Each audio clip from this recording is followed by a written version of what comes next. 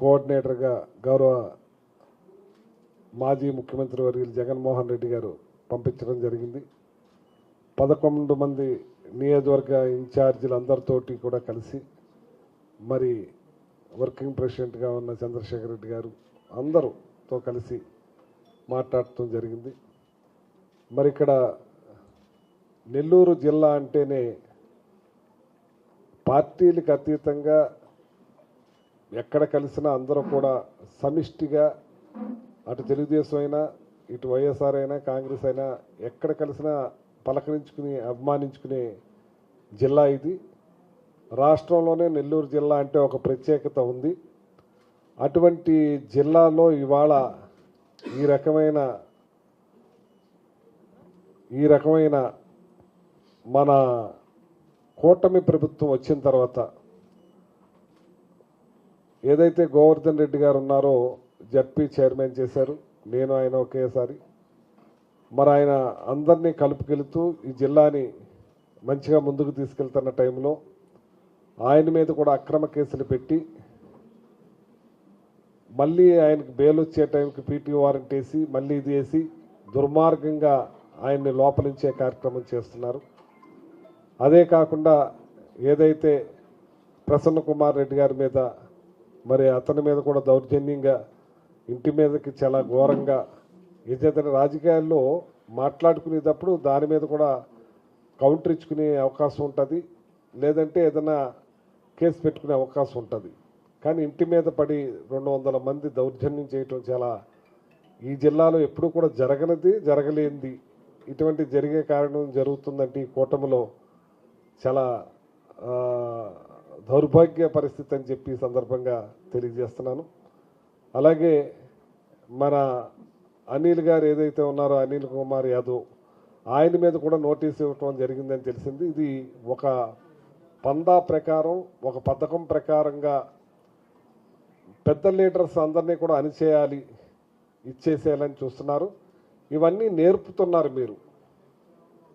మీరు రొట్టెకు రొట్టె అన్నట్టు చెల్లించుకునే కార్యక్రమం చేస్తున్నారు. ఏ రకంగా చేయాలని కూడా చూస్తున్నారు. ఇది చాలా దుర్మార్గంగా వ్యవహరిస్తున్నారు. మా జిల్లాలో కూడా ఎప్పుడో 2002లో ఒక మంత్రి వచ్చారు. ఆ టిట్కో హౌసెస్ ఓపెనింగ్లో చిన్నపాటి దాన్ని ఇప్పుడు కేసులు కూడా పెట్టి మన సిఐడికి ఇచ్చే కార్యక్రమం చేస్తున్నారంటే మాకు నేర్పుతున్నారు. రేపు ఇలా కూడా చేయొచ్చా, ఎన్ని సంవత్సరాల కేసులు అయినా సరే చేయొచ్చా అని చెప్పి. ఇవాళ మిథున్ రెడ్డి గారు ఉన్నారు. మిథున్ రెడ్డి గారు చాలా సౌమ్యుడు, పెద్ద మనిషి. మరి అటువంటి వ్యక్తిని ఆయన మీద కూడా లిక్కర్ కేసు అంటే ఒకటి చెప్పండి, ఢిల్లీలో జరిగిన లిక్కర్ కేసుకి గవర్నమెంటు దగ్గర నుంచి నడిచేదాన్ని ప్రైవేట్ వాళ్ళకి అప్పచెప్పిన మూల అక్కడ లిక్కర్ కేసు అయింది.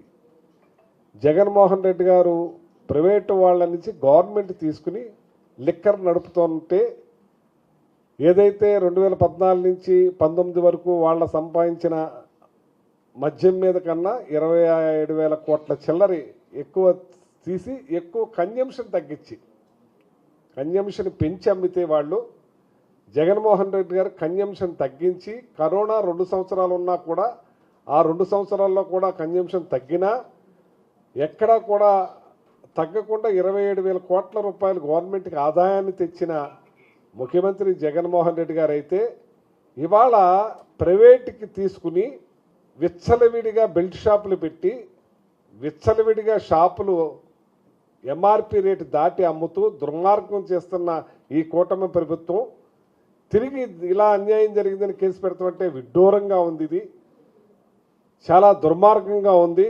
ఎన్నో వేల కోట్లు అన్నారు. లాస్ట్కి ఛార్జ్షీట్లో ఏం చూపించారో మీకు తెలుసు అందరికీ. ఈ కేసుకి ఆధారాలు లేవు, ఏమీ లేవు. కానీ డైవర్షన్ పాలిటిక్స్, మీరు పరిపాలన గాలికి వదిలేశారు. మీరు ఇస్తానన్న పథకాలన్నీ మర్చిపోయారు. మీరు ఇస్తానన్న పథకాలన్నీ కూడా సంపద సృష్టిస్తామని ఎన్నో మాటలు చెప్పారు. ల్యాండ్ టైటిల్ యాక్ట్ అన్నారు. అన్ని అబద్ధాలు అవే కంటిన్యూ చేస్తున్నారు. ఇక మీరు ఏమీ చేయలేక ప్రజలకు సమాధానం చెప్పుకోలేక డైవర్షన్ పాలిటిక్స్ తోటి ఈ కేసుల ద్వారా గొంతు నొక్కేయాలని చూస్తున్నారు. కానీ గొంతులు పెరుగుతున్నాయని చెప్పి సందర్భంగా తెలియజేస్తున్నాను. ఎన్నాళ్ళు ఇది ప్రజాస్వామ్యం. ఈ ప్రజాస్వామ్య దేశంలో ప్రజలకు అనుగుణంగా ఉండాలి మీరు. ఇది రాచరికం కాదు. మీరు రాచరికంలో ఉన్నాం, మేము రాజ్యాలను నడుపుతున్నాం, మేము ఈ రాజ్యాలు మా స్వహస్తాలతో సంపాదించుకున్నాం, మేము ఏం చెప్తే అది, మేము శిరచ్ఛేదం అంటే కాదు. ఇది మీరు భూమి మీద నిలబడి మాట్లాడండి. ఇది ప్రజాస్వామ్య దేశం. ప్రజలకు అనుగుణంగా మెలగాలి మీరు. కానీ మీ ఎమ్మెల్యేలు ఒకళ్ళ మీద ఒకళ్ళ పోటీగా దోపిడీ చేస్తూ ఉన్నారు, దోచుకుంటా ఉన్నారు. ఈ రాష్ట్ర భ్రష్టు పట్టిపోవటానికి కారణం మీరు 14 లక్షల కోట్లు అన్న దాన్ని ఇవాళ సంవత్సరంలోనే 2 లక్షల కోట్లు అప్పు చేశారు. తీరా మీ అసెంబ్లీ సాక్షిగా జగన్మోహన్ రెడ్డి గారు అప్పు చేసింది 3,36,000 కోట్లు. అబద్ధాలే. సంపద సృష్టిస్తూ ఉన్నారు. మళ్ళీ చెవిలో చెప్పమంటారు ఎలా సృష్టించాలో. ముసలావిడ నొక్కుద్ది బటన్ అన్నారు. భయ చూస్తుంటే భయం వేస్తుంది అంటున్నావు నువ్వు. ఇవాళ ఈ పథకాలన్నీ కూడా డైవర్ట్ చేసి డబ్బు మరతలు ఎక్కడ పోతుందో తెలియదు. మీరు మా గొంతులు పెగలకుండా అడగకుండా చేయాలని చూస్తున్నారు. ఇవాళ మిథున్ రెడ్డికి ఏం సంబంధం ఉందని చెప్పి అసలు కేసే లేని దాంట్లో అందరినీ కూడా చేసి ఏదో చేయాలని చూస్తున్నారు. అలాగే మరి అనిల్ యాదవ్ కానీ ఈ జిల్లాలో ఉన్నవాళ్ళని కానీ మీరు ఇవన్నీ మానేసి ప్రజలకు ఏం చేయాలి, మీరు ఏం చేస్తానని చెప్పారు దాని మీద నడవాలని ఈ నెల్లూరు జిల్లాలో ఇన్ఛార్జీలు అందరితోటి కలిసి జగన్మోహన్ రెడ్డి గారు పంపించిన నేను వాళ్ళతో కలిసికట్టుగా ఈ జిల్లాని బలోపేతం చేసి అందరూ కూడా ఒక తాటి మీద, అందరూ కూడా ఒక మాట మీద నిలబడే విధంగా ఈ జిల్లా నెల్లూరు జిల్లా అంటే ఒక ప్రత్యేకత ఉంది. ఆ ప్రత్యేకతకు తగ్గకుండా అందరం కలిసికట్టుగా ప్రయాణిస్తామని, అందరూ కూడా మంచి మనుషులు, ప్రజలతో మమేకమయ్యే వాళ్ళు, ప్రజలు కూడా కోరుకుంటున్నారు. ఎక్కడికి వెళ్ళినా మళ్ళీ కావాలి జగన్ అంటున్నారు. మేము ఇదేదో మాయలో పడేమంటున్నారు, మేము ఓట్లు వేసామంటున్నారు. ఈవీఎంలు దేశమంతా నడుస్తూ ఉంది. ఈవీఎంలు గొడవ ఎక్కడ చూసినా మరి 35,000 40,000 ఓట్లు ఎక్సెస్ వచ్చి పడిపోయినాయి. ఎలా పడినాయో తెలియవు. ఇవన్నీ కూడా నడుస్తూ ఉన్నాయి. ఈ టైంలో ఇవన్నింటినీ కూడా డైవర్ట్ చేసే పాలిటిక్స్ తోటి మీరు ఈ కేసులు పెట్టే కార్యక్రమం ఎక్కడైనా మారుకోపోతే ఒకేసారి రాష్ట్రం అంతా జైలు బరో అనే పరిస్థితికి వస్తుంది.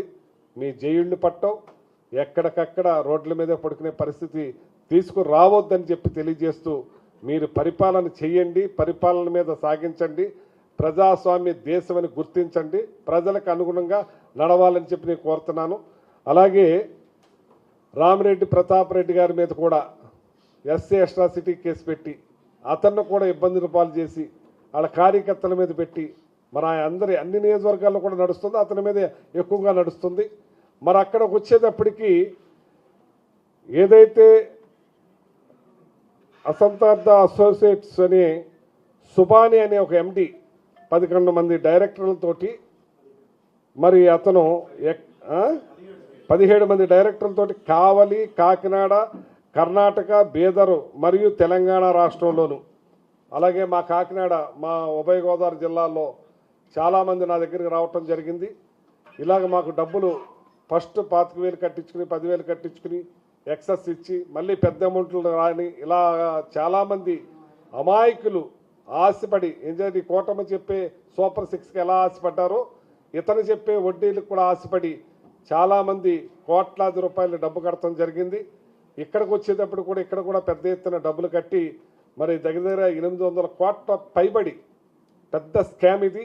ఈ స్కామ్ని ఆయన పట్టుకుని మరి ఇక్కడే ఈ కావల్లోనే దగ్గర 10 రోజులు మరి కోర్టుకి అప్పచెప్పకుండా మరి అక్కడెక్కడ తిప్పి దగ్గర 100 కోట్ల పైబడే మరి అతని దగ్గర వసూలు చేసినట్టుగా ఆధారాలు తెలుస్తున్నాయి. మరి దాని మీద ఎంక్వైరీ చేసి దీన్ని సిబిఐకి అప్పచెప్పాలి. ఇక్కడ చాలామంది అల్లాడిపోతూ ఉన్నారు. నేను వీడియోలో చూశాను, టీవీల్లో చూశాను. చిన్న చిన్న ఫ్యామిలీలు, ఆఖరికి పోలీస్ డిపార్ట్మెంట్లో పనిచేసే వాళ్ళు కూడా పాపం చాలామంది ఇందులో డబ్బు కట్టున్నారు. రెవెన్యూ డిపార్ట్మెంట్లో కూడా చాలామంది డబ్బు కట్టున్నారు.